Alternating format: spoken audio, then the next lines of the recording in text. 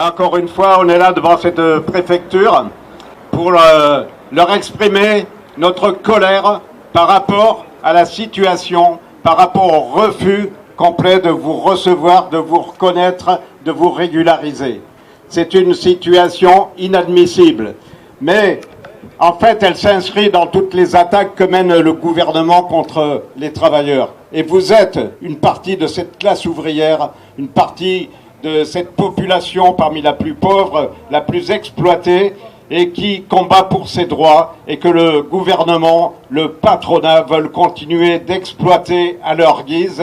Et c'est pour ça qu'ils ne veulent pas vous donner des papiers, parce qu'ils savent très bien que vous êtes sur tous les chantiers, que vous êtes indispensable à l'activité économique actuellement. D'ailleurs, Macron va faire le tour des chantiers des Jeux Olympiques et il sait très bien, il voit très bien que parmi les travailleurs qui sont sur ces chantiers, bien, la plupart sont des travailleurs immigrés et un certain nombre d'entre eux sont sans papier. C'est su, c'est connu de tout le monde. Valérie Pécresse, présidente de région, va visiter les chantiers du métro Grand Paris Express et qui travaille là-dedans, dans des conditions d'ailleurs épouvantables, quasiment que des travailleurs immigrés. Et beaucoup d'entre eux sont sans papier. Alors voilà, tous ces gens-là le savent, mais ils misent sur la division. Ils ne cherchent qu'à diviser les travailleurs, qu'à faire croire que les intérêts des travailleurs français ou des travailleurs immigrés ou ceux qui ont des papiers, ceux qui n'ont pas de papiers, c'est pas les mêmes, ils sont opposés. Eh bien non, on est là pour leur redire, ça ne marche pas, votre division.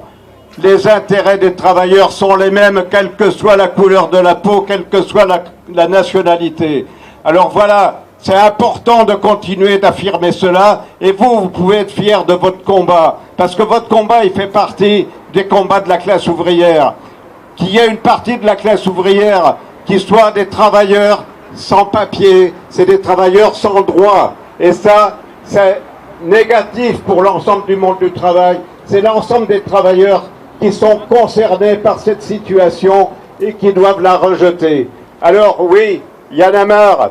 On est tous, qu'on soit français, immigrés, avec ou sans papier, on est tous victimes des mêmes patrons qui cherchent qu'à s'en mettre plein les poches, de la même exploitation capitaliste. C'est ces gens-là, comme ça vient d'être dit, qui nous font la guerre, qui font la guerre à l'ensemble des travailleurs, aux chômeurs, aux sans-logis, aux sans-papiers.